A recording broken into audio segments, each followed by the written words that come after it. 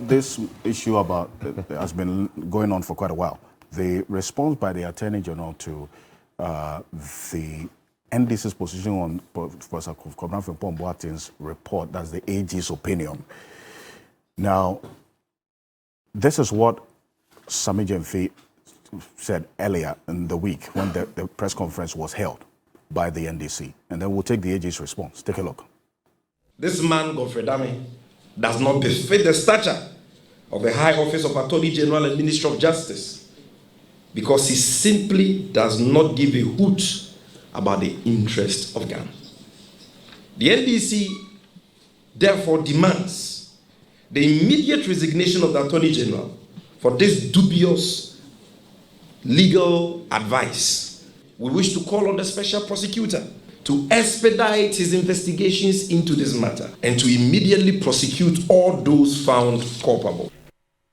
So then the Attorney General responds with this statement, quote, "In spite of a multitude of allegations and invectives spewed on me by the communications officer of the NDC, not a single piece of evidence was furnished by the NDC in proof of any allegation made by Professor Frimpong-Boateng against any person named in his report. The entire NDC's press conference was, in point of fact, vitiated by a fraudulent attempt at explaining their orchestrated lies and abuses against him," that's Godfrey Dame, as they want to do. The wild allegation that I am engaged in an exercise to cover up crimes allegedly committed by them is therefore perplexing, dubious, and mischievous, to say the least. I deem that press conference by the NDC as only the latest in the series of attacks on me for decisions taken in the regular course of my functions as Attorney General, which that political party finds to be inimical to its interest. I respectfully urge the public to utterly disregard the discredited assertions of the NDC as unmeritorious and lacking any form of credibility. It is the height of injustice to prosecute people for crimes when there is no evidence. The emphasis there is when there is no evidence. It is for this reason that the Office of the Attorney General did not prosecute either Professor Frimpong-Boateng or his son, Jojo Frimpong-Boateng, in the face of allegations by the Adansiman Progressive Association that they were seriously engaged in galamsey. Let me put it on record that we have also spoken to Professor Frimpong-Boateng in an exclusive interview which airs tomorrow on the first edition of Hot Issues with Kemini Amano. He has stated there in that interview, which is going to be airing, that he cooperated fully with the investigators, because one of the opinions in the AG's advice to the CID was that Professor Frimpong-Boateng stopped cooperating with the investigators. At a point, he wasn't forthcoming with information about the involvement of the said individuals that the Attorney General, in his opinion or his advice to the CID, said that there is no evidence against them. Well, he said that according to Professor Frimpong-Boateng, he cooperated with all of them, the investigators, and it is the CID that stopped coming to him. They didn't even ask him any questions or even get back to him about why they had stopped coming to him. So that is Professor Frimpong-Boateng's response to that part of the Attorney General's advice to the CID. Let's start off with you, the Honorable Appiah Kubi, on this, especially because this issue goes to the heart of the fight against illegal mining. And if you look at Professor Frimpong-Boateng's report, he provides pictures of the level of devastation caused to the environment. So shouldn't that be one of the major considerations to at least exhibit some level of commitment to show that the fight against illegal mining is being taken seriously? Thank you very much. Let me put it on record that for me, coming from Asante North constituency, we have a policy of zero tolerance for galamsey, and it has worked to now. It has worked? It has worked to now. If you come to my constituency, all the waters are clean. And we have done this with the support of everybody. Our chiefs are behind us, and our assemblymen are behind us, the whole community. There have been attempts. We have driven them out, and we will do it at the peril of our lives. We will do it and protect our environment. That is for Asante Achim North. Great. But to respond to the Attorney General's submission that there are a multitude of allegations, I agree with him. Allegations alone will not constitute evidence, but at least there are pointers that could lead to evidence.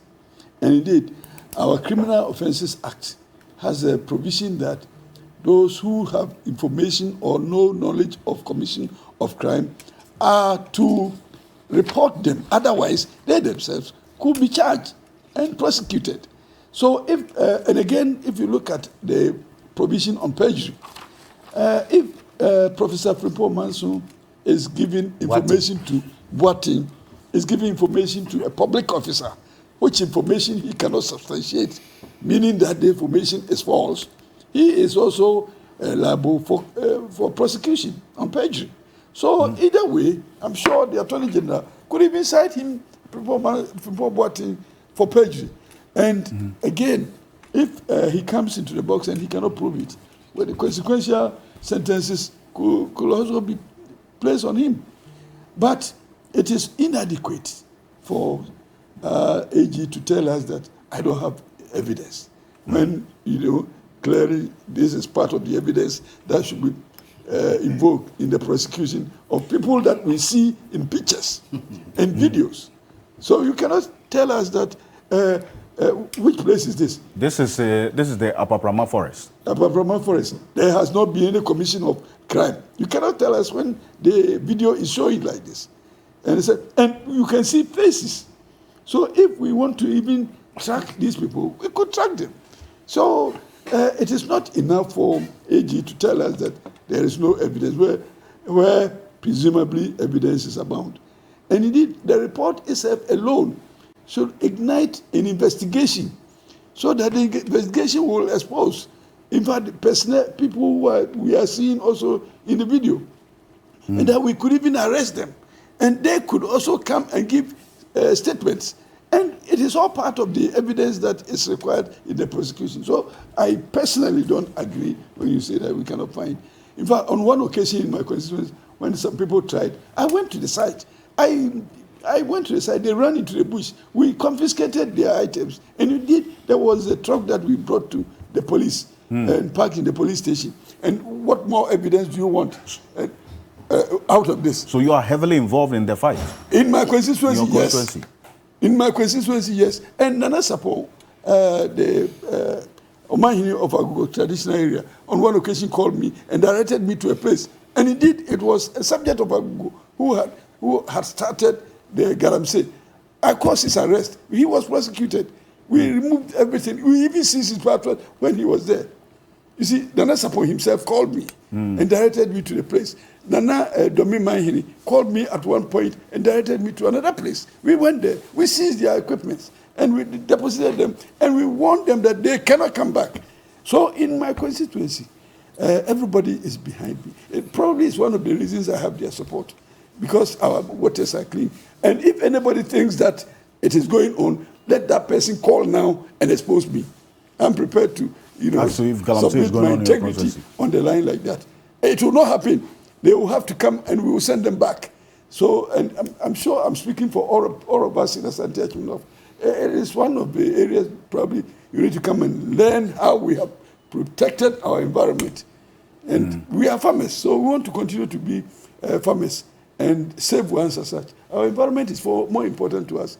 We realize that once you disrespect the environment will perish you 10 times fold. So we are not prepared to, endure the punishment of the environment. So in Asante Achim North, zero tolerance for Galamsey. There's an admirable level of objectivity and some level of patriotism in your comments about this issue. But to the extent that even though there is that temptation to want to defend because the Attorney General is part of government and you are a member of the MPP, you are looking at this as an issue that impacts not just on your constituency but a national situation. No, I'm sharing my knowledge in the law, and I'm also sharing my disapproval of his approach.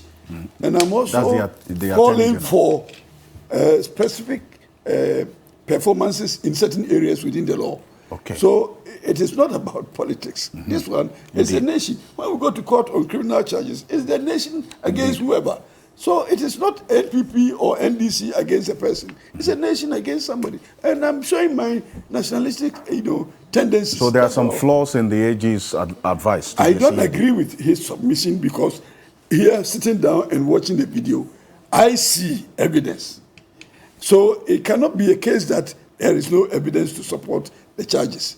So this man that I saw in the video, if he is arrested and he's brought here, what more evidence do you require for me to prove his culpability than showing him the video? And indeed, are you not this person? Once he answers he's the person, are you not the one who is doing this?